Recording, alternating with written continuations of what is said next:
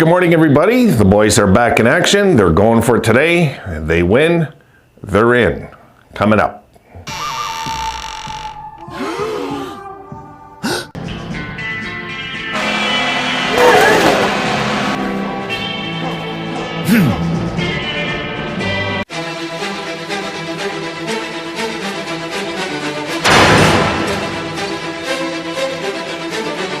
Well, guys, how did you sleep last night?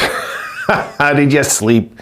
I'm sure a lot of you are just more excited, not about making the playoffs, because we know that's pretty much a done deal, right? But to actually know that the drought is over. That's, I think, for all of us, what is special about this potential win today. So, the Sabres win this one. Ottawa cannot tie us. That's the thing. This is why this clinches it. If it was somebody else we're playing, I would say there's the even. I would have made a, what do you call it? I would have done a box with the letter E and surprised you that it's still not over. It would have been the even thing, because Ottawa's the only team that could have caught us in regulation wins. But everything would have to go perfect for them, which is not, and awful for us, which is not. So, but I wanted to have fun with this down the stretch. Now, the standings. I might as well clip it out and just show you this part here. Here we go. Sabres, number 2 overall in the entire NHL, tied with Dallas and Carolina at the moment. 100-point teams. There they are. 4 teams with 100. And of course, we know Tampa and Montreal's on our heels, but I just wanted to show you that. And I seen something a Sabres fan wrote. I don't even know if it's a Sabres fan. I don't think it is, actually. It's Buffalo expected disappointing, probably quick exit from the playoffs. They don't have championship DNA in the city. I've watched it for years from Rochester. Well, that means I watched it from Montreal, and I disagree. Just like after the Bills lost to Atlanta last season, and I predicted New England Super Bowl before Buffalo, I'm predicting a very quick playoff bounce for the Sabres this year. Injuries will happen. It's their luck. And the drought hype is too much. Maybe next season. But there's too much pressure and not enough championship DNA in Western New York. And folks, this has been the problem with Sabres fans. I'm not going to show the name of this person. That's not fair to do. But this was a note I picked up on another video, and I just read this. I'm like, pathetic. Sad and pathetic. If you're on my channel and you're a subscriber, please unsubscribe. Please leave a dislike and go. This is not for the faint of heart. It's just not. What I say to this is they said all these things about Florida. Everything that I read right now was all said about the Florida Panthers for decades.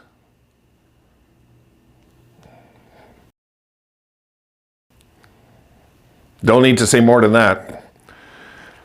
All right, moving on. We have to come out in this game. It's going to be hard for them not to. They know they can clinch it. But they have to somehow bring their focus off of clinching a playoff spot, because they deep down inside know they're in. They know. But for them to not, and I don't want to see them celebrate too much in the dressing room after if they win today. I don't want to see a huge celebration. I want it to be business as usual. They're happy. They're happy they won the game. They're where they expected to be. Another win. Another winning streak. I don't want to get caught up. I don't want them getting caught up with this was the goal this year, because this isn't the goal. Okay? It's not the goal. The goal is to win the Stanley Cup, guys. That's the goal. You know, we're a contender. We should be shooting for the cup this year. I don't give a damn what some Sabres fans or negative Sabres fans or Toronto disguising as Sabres fans say. I don't care. It doesn't matter to me, really. Didn't matter to Los Angeles in 2012, folks. An improbable but inspiring run. For the first time in their 45-year history, a Stanley Cup for Los Angeles. The Kings are the Kings.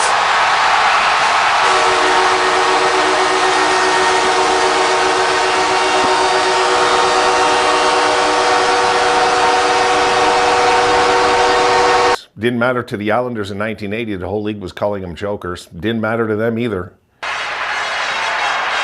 minutes, 40 seconds played in overtime.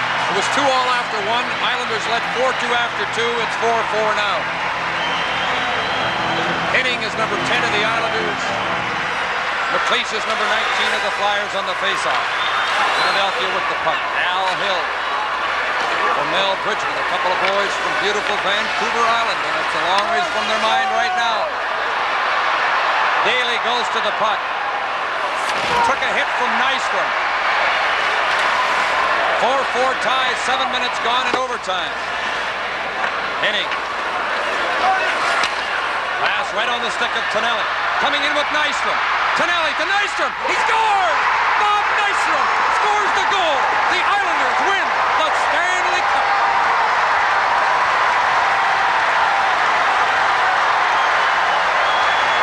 Well, Bob Nystrom has a habit of getting overtime goals. Listen to the fans. Let him yell. Let him enjoy the moment.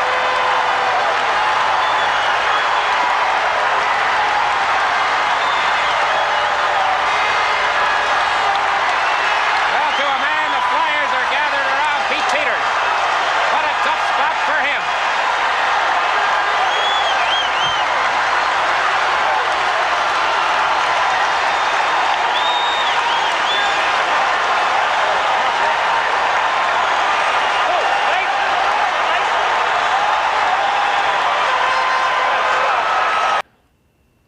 Doesn't matter, really. What matters is what kind of mindset this team will have going into the playoffs. I've seen some of you thinking and they're right to a degree. There was some, I noticed somebody had said something like, God, you guys are only worrying about like if we're going to have 5-minute bouts because everybody wants a tough team going in the playoffs. I get that, guys. I've been bitching about it for years, you know. But we can ease up on that thought, believe it or not, okay? They've got to go in aggressive and defend themselves and physical. They don't have to be the most physical, but they have to be physical in the playoffs. They're not going to get away with 12 and 14 hits a game. We will be exited very quick in this playoffs, very quick.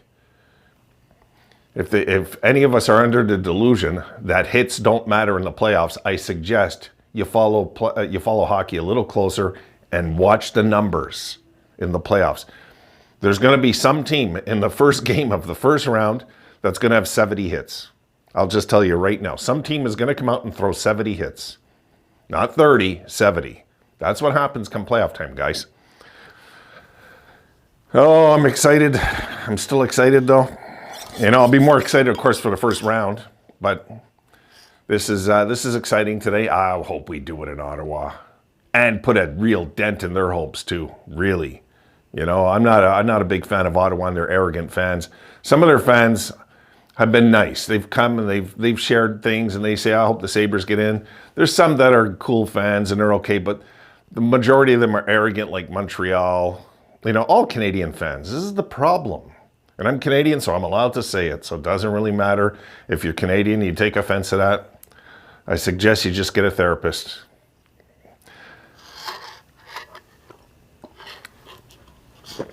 They have to go into the playoffs hungry, desperate, physical, but also on a very stable emotional level when they go in there. They can't get caught up with winning and losing, believe it or not. I'm a big believer in that. They cannot get caught up with winning and losing. Just like today, don't get caught up with winning and losing. Just go out there. Let your instincts take over. That's how hockey works. It always worked that way for me. My worst games are when I was worrying about losing. They were always my worst games. And I was the poorest loser you'd ever meet when I played. But yeah, I had my best games when I was just rolling and not thinking about the score even. Just winning the shift, winning the shift, winning the shift, winning the period. Don't worry about like winning the game, because winning the game can, you know, come down to a stupid 3-on-3. And if we do win in overtime today, guys, no matter what, they're out. Okay, so if it goes to overtime and the Sabres win in overtime, they're not out from the playoffs, but they're out from catching us. We're in, is what I should be saying. We're in. Sabres are in. Any kind of win, doesn't matter. Shootout, doesn't matter. Any kind of win today, we're in the playoffs. Because that means Ottawa only gets a point. So that's what we're trying to accomplish going into this game, guys. So today I'm wondering if they're going to go with UPL. My guess is they're going to go with Lyon in this game. But I got to admit, there's a side of me that I'm hoping for UPL. The only reason is because he's been there for a lot of the suffering over the years. And it would be nice if he was the goalie when we clinch in the nets. I mean, I don't think he'll care that much, you know what I mean? But it just would be a little nicer if he was the guy in the nets, because he's went through all the public criticism and everything over the years. So it would be kind of nice if it was him in nets. And I'd like to see who would be the fitting goal in overtime. Probably, guys, believe it or not, probably McLeod. It probably would be the that I can think of. Let me just take a look, the lineup, see if I can come. You know what? Probably be Krebs, guys. But McLeod hasn't scored in a while, you know, and he's one of those guys that I'll tell you, the Sabres, we so won that trade for Savoy. I mean, I don't know what Edmonton was talking about. They laughed at us for taking this guy. So they obviously coached him wrong, you know. This guy can be in a 27, 28 game slump, okay? 1 goal in 28 games. That's Olofsson numbers.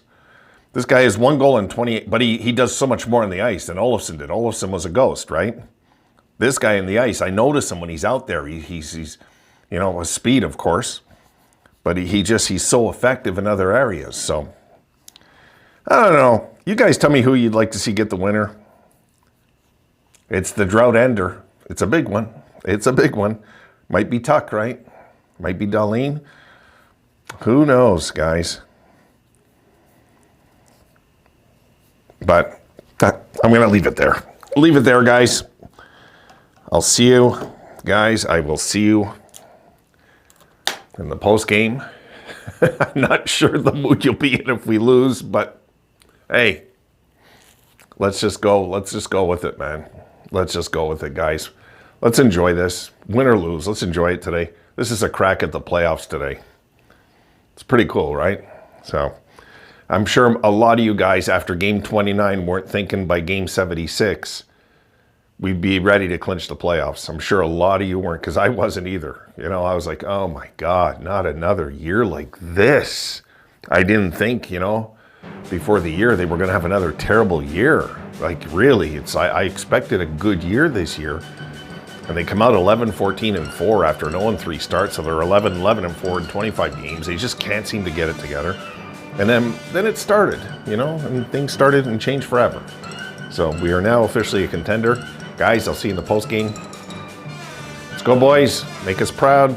Get in there and do it. See you tonight, guys.